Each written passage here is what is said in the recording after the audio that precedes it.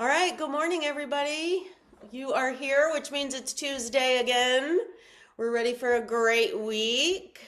Um, super quickly, I think most of you are registered already for the listing class. I'll put it in there a little bit later once a few more people pop on, but that is Thursday.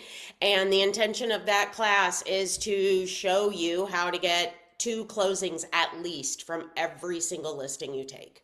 Okay, so as you know, your focus in real estate, your main two pillars, your sphere and then your listings, right? And leveraging your listings for all sorts of marketing.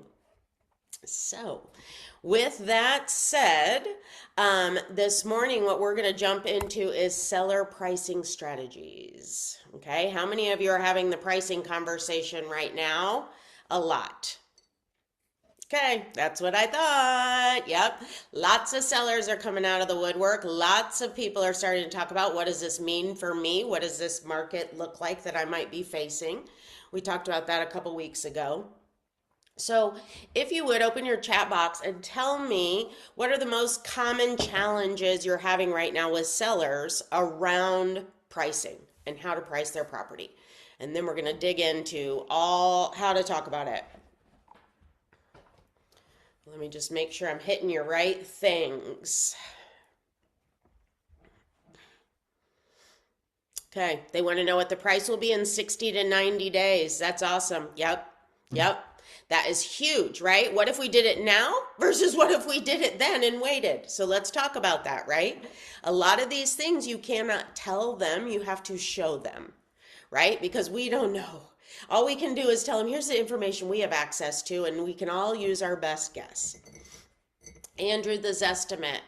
What's that mean? That means they're using the Zestimate to determine value, and then it's typically 30% off of where it really should be. Yep. Okay. So 30%, that's a pretty common number. That's what I'm still hearing in the industry is that the Zestimate is off about 30%. Whether it's up or down, you don't know. Neither do they. Okay. So we've got a lot of different pricing things to use, and throwing that in there as far as pulling your average is a good idea also. Okay. They want lots of precision, and it's not really easy right now. So explain that to me a little bit better, I'm in Josh. you for that. They it kind of piggybacks a little bit off of what Christopher said. They want Okay. to know things that are so much farther into the future, and like things in this market are constantly shifting. Things aren't entirely like so clear cut and reliable. So they want a lot of like this extra planning that is just it's a little more nebulous than Yeah. what has typically been the case. Yes. Yes. You're exactly right. Okay. So we're going to try to help you guys have this conversation with them. Okay.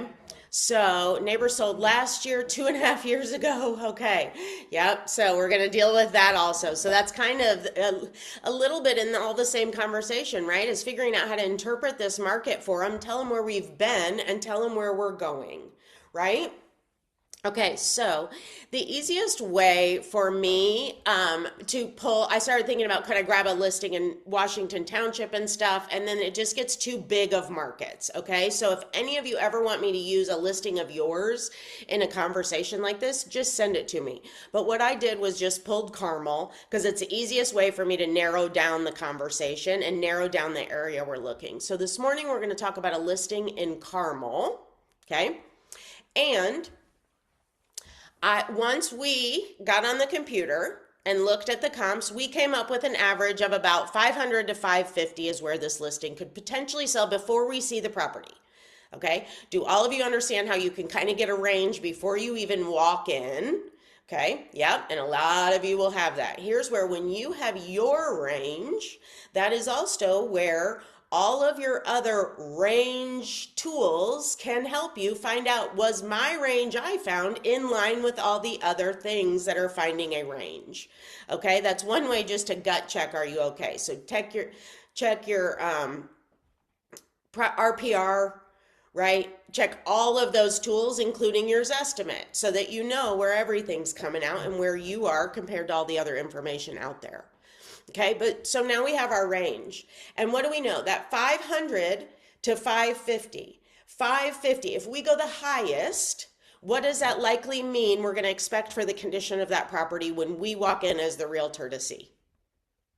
Perfect. Perfect. Yep. Right. So that is how we know clearly how we go in and decide where this should be. 500, 499, right? We might push it to 499 if the condition is not as good as the rest of the property, if we've got some challenges on the property, and that could affect us to go down farther just depending on what we're dealing with. Okay. So A, we're all on that point when we walk in. Once you see the condition, you kind of have an idea of where now it's going to fall in there, right? You're like, oh, this is amazing condition. It's got lots more upgrades than I thought. So 550 for sure. Maybe we could even push it higher. Okay. It's just fine. It's just like every house out there. It's your average listing at this price point. We'd probably be at 525. If it's got challenges, objections, things like that, we're going to go lower. Okay. That's the easy part. You guys all have that, right? Okay, now the challenge is, how do we get the seller, how do we have the conversation with the seller to get them to align with that, and then understand where they pick within this window is going to greatly affect their ability to sell the property and get the most money, okay? And here's why, because pricing is your biggest marketing strategy. If you are not going in, making sure the seller understands the way you price the property is one of the best marketing strategies you have in your hands. Okay? How do you explain that to a seller that might say, well, how is that going to affect anything? Right? Talk about going to the grocery store. Why do they discount prices? Right? Because it makes you buy it faster. They are strategic. Costco has videos on how do you interpret their pricing, right? Because pricing is a huge strategy involved with how you get people to purchase something. And what our goal is as the seller is, how do we get them to choose our house, our listing, over everything else out there they get to choose from? And the way we price it and position it in the market is our best marketing strategy. Okay? So now we know where we are. Now we have to figure out, how do we have that conversation? How do we show them how we should price it? Okay. I'm going to start with data. It's the most important piece to have these conversations. If you don't use data to support what you're saying, that's how you become the owner of this price, right? You aren't picking this price. You are telling them what the data says, and then you're asking them where they'd like to market their property accordingly and explaining what those reactions might be depending on what they choose. Okay, here's how we're going to look at it. So I have two data sets here that I'm going to compare. So those of you that are in the Indianapolis market, this is in our showing system. Okay, so if you have showing time, if you have centralized showings, if you have broker bay, right? Everybody has access to these. You have them in analytics, you have them in reports, something like that. Okay, these are your showing numbers. The other thing we're going to look at here, and I'm going to jump back and forth, is now just our big summary. This is actually in our market insights. Okay. So we have a whole program that kind of interprets the market for us. You can compare these to what your brokerage sends out, what IAR sends out, right? You've got all this information everywhere to look at all this data, okay? But then how are we going to help our sellers on this, okay? So here's what this is telling me. In Carmel, if I'm at an average or a median price of $665, okay, so all this is telling me is that if you are an average priced home for what you're competing against, here's the average of how your home might react. Okay, so here's what it's saying: 34 days on the market, right? This one I have found typically goes to penned, and then the other goes to closed. So it's always typically 30 more days longer on the other one. And that's the difference that I can see. And remember, you just have to, as long as this one is always the same, it doesn't matter if it's different than the other. Does that make sense? So as long as this one's always 30 difference or in that range, right? and the other one is always a little higher. Okay, so let's look at this. So this one says 34. This one says 62.9, and this says before sold.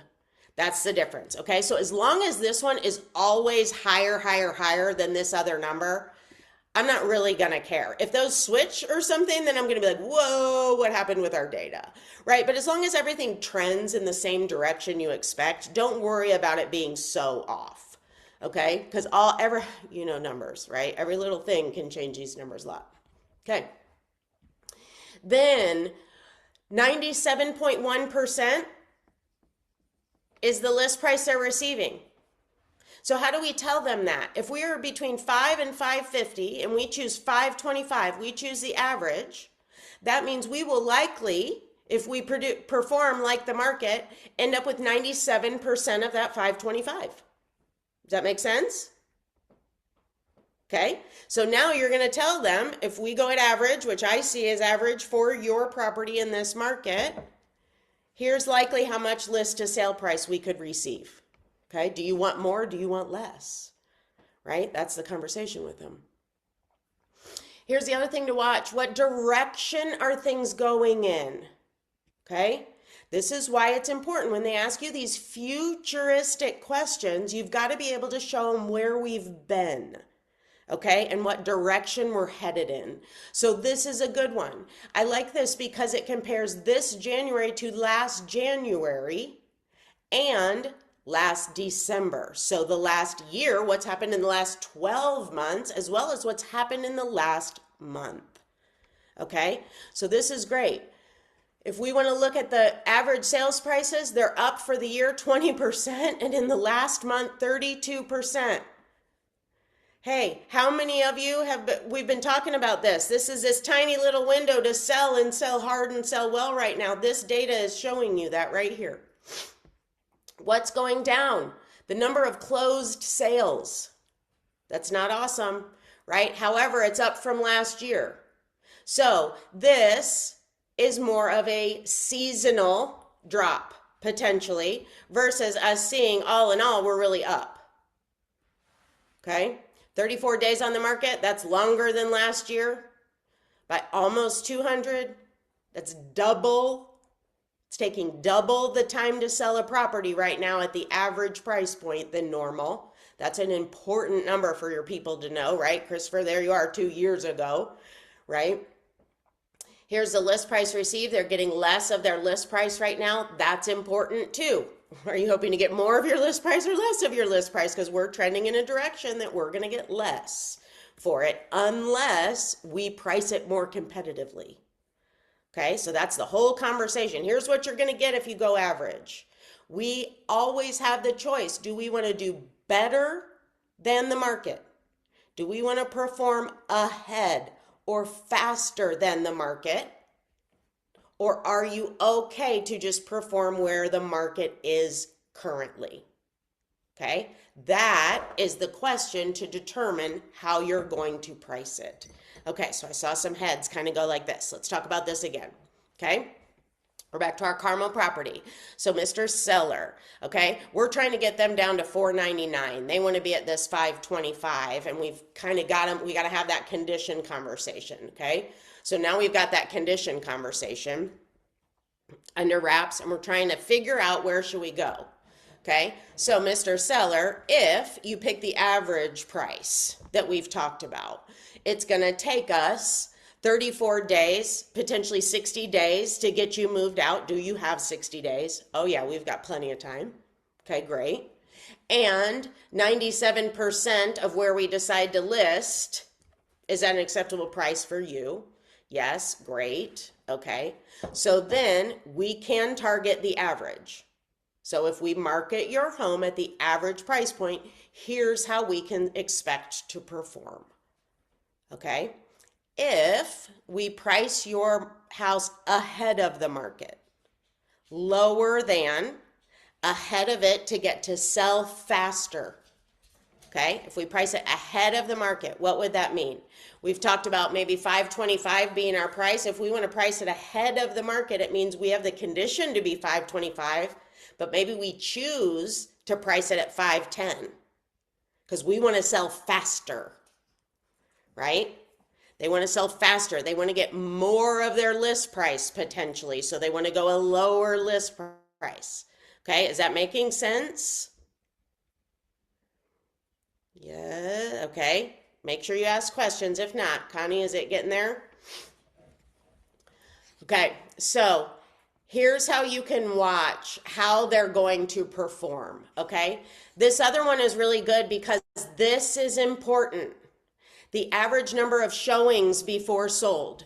Okay, so let's talk about this. So, Mr. Seller, if you want to pick the average list price, $525, it will likely take us about 17 showings and 60 days to get an offer. Are you good with that? Well, no. We want to be out of here faster. We don't want to have to sit here and do 17 showings. Okay, great. Then our option is to price it ahead of the market, to go a more aggressive price, which we know will then create demand, all the reasons, right? You can go ask chat how to have that conversation too if you need to. Okay? So, in summary, you have to know what your current market is doing right now, right? You have to know what direction things are going in, okay? You also, and specifically Christopher's question of what do I tell them if they want to do something in 2 months, right? I don't know. So here's what it is today. I'm going to look in 2 weeks. I'm going to look in 30 days, and I'm going to look in 45 days. And I'm going to update you every step of the way and let you know which direction everything's going in. Because then by the time you get out for that listing, you all know, do we need to be real aggressive with this price, or can we play with it a little bit because our market is pretty good on behalf of sellers and it won't matter too much what price we pick. Okay? Okay, so digest that. Ask some questions, and then we'll go into kind of the other aspect of, yes. Who's that? Oh, I heard something. Okay, well, somebody's trying to figure out. Okay, I'm here we go. confused. I have been telling people the wrong stuff. I Okay, always thought that's that okay. those up arrows meant that like under January 2025, Yep, that January 2025 was better by 20.4%. yeah, And no, I just heard you say the opposite. So, oh man, correct. I better Yep. learn how to use So this. this is what these numbers are doing compared to this number. Okay, all So right. we are actually up. Okay, So that means it is taking longer time to sell. Okay, okay, because when days on the market, that's the only one that it looks green, but it's actually a bad thing. When days on the market are up, it's actually not a good thing. It means it's taking longer to sell houses, right? oh, interesting. Yeah, Why would so they we do want to that? sell faster, right? Okay, okay, And list price being down, that means last year, right, they were not getting around 98%, right? Which seems right to you guys. 98.5% last year around this time. That's exactly where it was. And now we're at 97.1%. So we're going down. Okay? Does that help, Connie? So then that means compared to December, we're up, we're down. These numbers are down compared to that. meaning we've closed less sales Correct. since Correct. December. Okay, Yeah, a third of what you did last year. Yep. okay, Yep. And we're actually up from last year. okay. Okay. All right. So last January at this time, we actually have more listings. And that's exactly what all of us have been talking about, right? This Okay. year, we're going to have more listings, is what we're seeing. And why sellers are coming out of the woodwork right now, right? Okay. That's why yep. So it's exactly what you're living and seeing. The Okay. 2.1 months thing, supply, Yeah. Supply of inventory. I don't know what the like halfway mark is when it's buyer and seller. I thought it was 6, at least I think that's what it was when I first started. Is it 4 still to that way or 6. no? Yeah, well, so the history of real estate has always been 4 to 6. We have not adjusted those numbers yet. There is conversation on whether we need to over time. However, it is still 4 to 6 is a transitional market. Over 6 months of inventory is a buyer's market. Less than 4 is a seller's market. Okay, awesome. So how does the conversation about being ahead of the market look with sellers looking to net a certain amount? Okay, so number one, just because they want to get a certain amount does not mean they can in the current market conditions. Okay, so that's the first most important thing. Just because they want to net that amount does not mean you can actually make it happen in the current market conditions. Okay, so that's the first thing they need to understand. And guys, this is, welcome to 2010. You are absolutely back in that market of 2010, 2011, where you're going to have conversations with people about bringing money to closing again. And it sucks. It's the worst part of our job. However, if they're motivated enough, so what Josh, and are you Josh or Joshua? I should ask that. Josh, but you can call me either. Okay, perfect. Well, I'm leaning to Josh, and then I'm like, if that's burning his ears, I don't want to say it. Okay, but, right? If they bought it a few years ago, they might lose money. Yeah. And that's the case. And we are seeing a lot of that, guys. Your buyers 5 years and under, they bought fast. They're having buyer's remorse now. They bought what they didn't really want because they needed a house. Now they want to sell it because now they want what they really want. And it may mean it will cost them money to do that, unfortunately. Okay. So then if they have a target to net an amount, okay, then you have to see how close that target is. What do they need to net compared to what we can sell it for? Okay, so let's go back to our 5 to 550. If they need to net 575, they probably can't sell in this market. Okay, if I went in there with a 5 to 550 and the average is 525 and they've got to get $50,000 more, this may not be the right time to sell and we might have to look for another opportunity. Okay, and you can watch for that because you're the realtor. You can do, right, all sorts of things. You can continue to market it if they'd like, off market. There's all sorts of things you can do.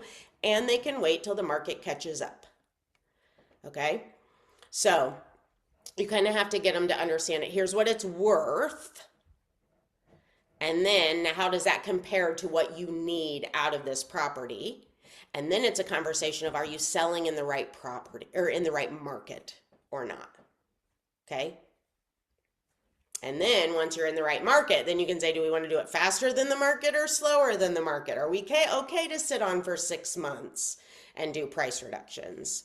Okay. All right. Let's see. What other questions? Great questions. I like that you ask them. So Christopher, I think we got yours. So yeah, the precision now, right? That's just where this data can help you. Oh, I can stop sharing my screen. You just have to use the numbers and you can show them how different the numbers even are from one set to another, right? So there is not so much precision in it. However, let me show you this. So studying these numbers, because you guys know I'm a numbers person, here's how I've realized that they're really not far off on these days of the market. Because look, 67.6%, 2.1 months supply of inventory. What would that tell you? That it takes about 60 days, right, to get a property under contract. And that's exactly what this is for sold. Okay, so they're all still in the right ballpark for numbers.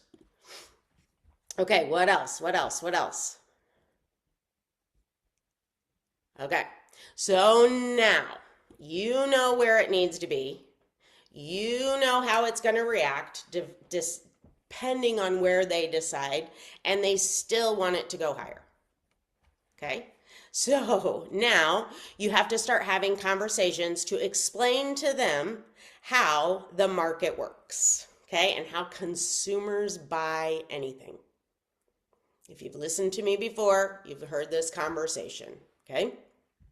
And I want to use something different so I can give you the example. The example in the script book, which I'll share quickly, and then I'm going to take it down because I don't want you to see it, is computers. Okay, so how consumers buy using actives and pendings. Okay, so that shows you if you were to have this conversation on buying computers. Let's say if we were going to have this conversation based on a car. Okay, so Mr. Seller, if you were going to go out and buy a car today and your ideal car is at the dealership and it's priced $35,000 and has everything you want, are you super excited about that?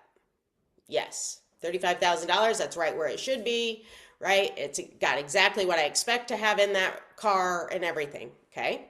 If you were to go to CarX and now the car is $35,000, the exact same price, but now they're offering 2 years of extended warranty and brand new tires after your first 50,000 miles, which one are you going to buy? Does everyone agree?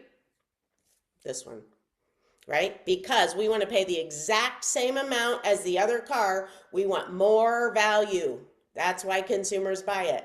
Okay? I don't need either of those things. This other car has brand new tires. I won't need tires later. And I don't care about the advantage they're giving. Now I'm going to go back to the first car, and what am I going to expect to pay for it? Am I still going to be okay to pay $35,000 for this first car I saw? Now I want to negotiate it down because I understand there's other things out there for the same price that I can get more for it. Okay? That is exactly what buyers do when they are walking through your house and another house and another house. Okay?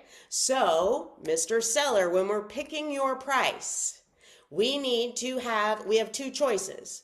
We can either be offering the exact same thing as the property next to us, and the way they're going to choose ours first is we're just going to be a little bit lower than that one. If everything's even, the thing that's going to push them over the edge is that little bit of price difference, right? It's on sale. If we have more to offer than the other house, we may want to be exactly the same price and have more to offer because that's how they're going to pick ours first. Okay?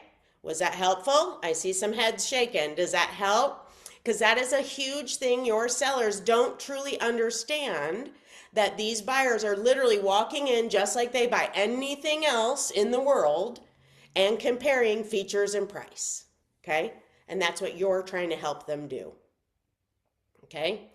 The other one I hear a lot of right now is, right, what if we overprice it and then it's sitting? What are you going to do to sell my house if it's overpriced? Nothing. You guys, and you hear my thing, I can't sell $16 milk.